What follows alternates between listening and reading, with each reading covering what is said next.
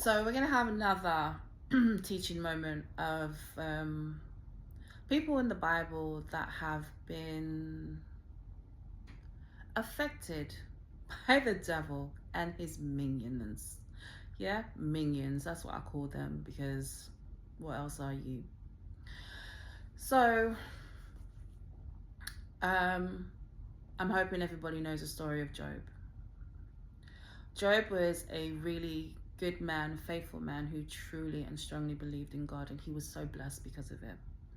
The devil came along and put it to God that he's only worshiping God because of how blessed his life is. And God was like, you can test my faithful servant. So the devil played so many tricks on this man. He took away his family, took away all his riches, he took away everything from him, only in order to prove that he was only worshiping God because of the blessings in his life. Job continued to walk a walk of faith, even though people around him, even his wife, tried to tell him that he should curse God and just get on with it. But he refused to. He never saw anything that he went through as something that God did to him. He saw it as he didn't do right by God, or there was something that he'd done wrong. He even cursed the day that he was born because he felt like he was cursed. And when he'd gone through his trials and his tribulations, God gave back to him 10 times more than what he had received originally. Now, where I'm going with this story is the devil's continue, or the people that the devil's been using, my family and other people around me, are using them to come at me so I can break. So I could be not believing in God. That doesn't work for me, because I'm sure I said before in one of my other videos, it was never God that was putting me through the things that I've been going through. If anything, it's my own stupidity, ignorance, and foolishness, which is actually one part of the Bible as a sin. Go figure. And it wasn't God's fault that my family, my mom, decided that she wanted to go against me and make my life hell. And I never saw it as God. I saw it as they were coming for me. I needed to stop focusing on they were coming for me and start focusing more on God. And that's what I ended up doing. And that's what we should end up doing. When we're going through our struggles, we should always reach out for God. I personally feel that I've been going through a Job moment. I've had everything stripped from me. Right now, I have decided to separate myself from my family because I do believe that she's continued to manipulate my family members against me. And I have seen it for myself. So everybody has had to go, unfortunately, because I am not going to be associated with people that are on the other side. Like, no, that's not going to happen. So I have disentangled myself from everyone.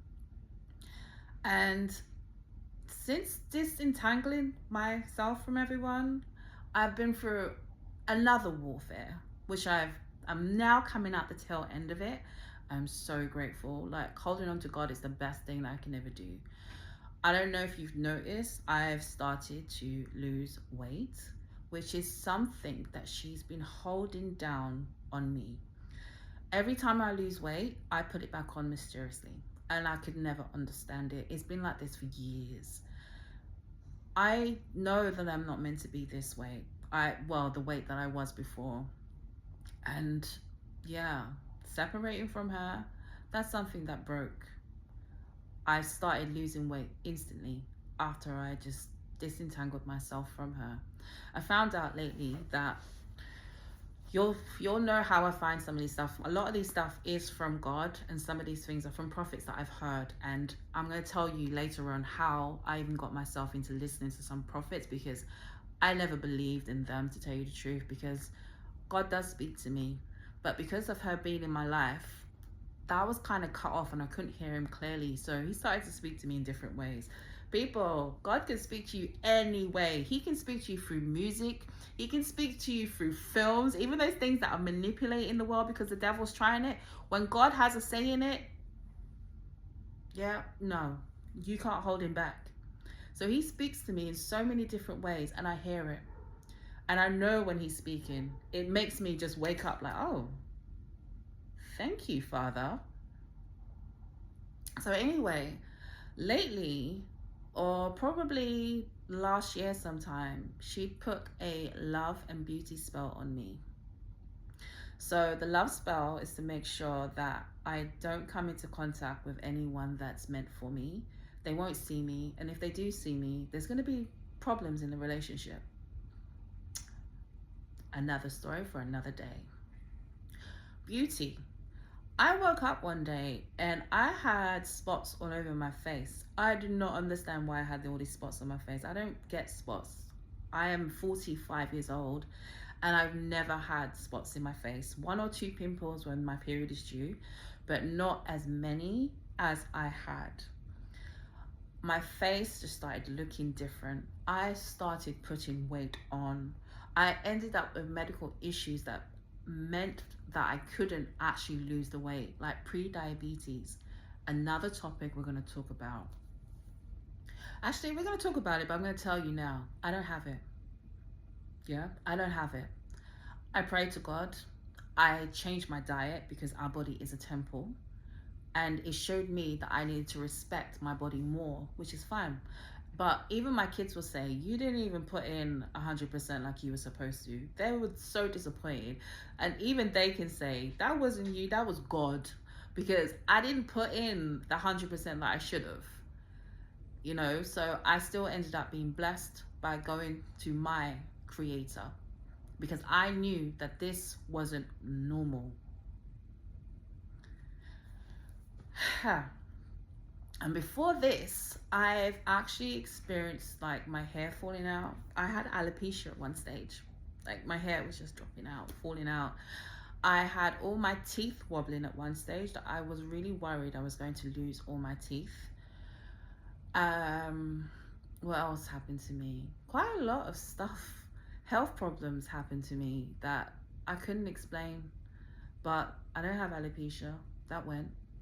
And my teeth never fell out because they were trying to do it as, you know, like most of us are vain. I'm not vain. I sometimes don't even like to be seen because when people see me, it triggers something in them and I don't like it. I now know what it is.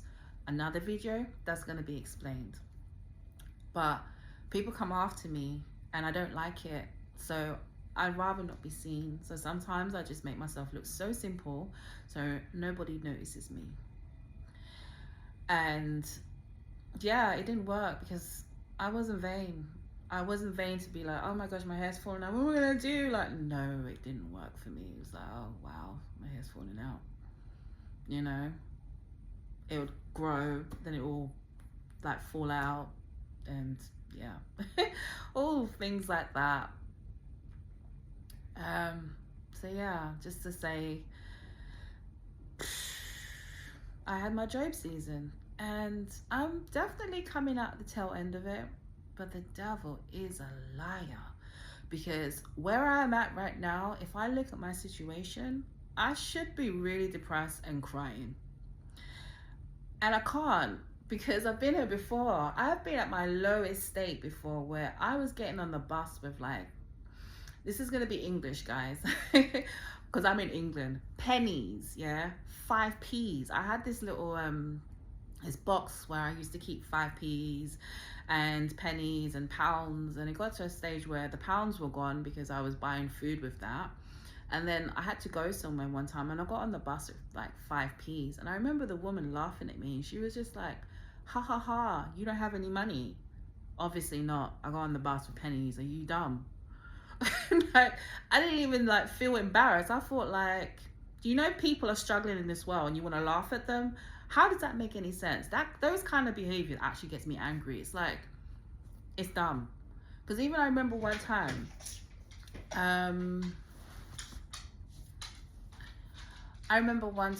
I was so broke And then all of a sudden, life got better. I got a really good job and I was able to do things. And I remember sitting in the dessert parlor with my daughter. At the time, I just had the one child. And she was able to get whatever she wants. She had waffle ice cream. I don't even remember what I had. Probably pancakes, because that was my thing. And this family came in with their 2 kids, and they just bought like a scoop of ice cream. And I remember my daughter laughing at them, and I said to her, do you remember when we didn't have anything? Do you remember when we too couldn't afford any luxuries? You don't laugh at people. One, you don't know what's going to happen to you later on, and you just don't do that, because sometimes it's not even their fault. And even if it is their fault, maybe we should just help them. I don't understand why people don't think like that, because the way I see it, and it's not that I do it for that, but if I had it, I would buy you that ice cream, and I'd probably buy you more than that ice cream, because I know you don't have it, but I do, and I can give it right now. And that's something that they don't like about me. I'm thoughtful and I'm caring. I will never watch someone just be down and think that that's funny, because kind of that's what they've been doing behind my back. And now I'm realizing, I'm like, wow, I didn't even know it was that bad. That every downfall that she put me through, she then laughed about it. Like, how do you do that? But you know, life has a way of coming back around. And yeah, I know for everything that I go through, it gets better, because I gain strength, I gain knowledge, I gain wisdom. And to me, that's a better gift than money, to tell you the truth. I'm not even that bothered about money. It would be really good right now, but I'm not going to stress about my situation. It's just a figment of the imagination anyway, you know, because what God has for you, no one can stop it. But anyway, guys, bye for now.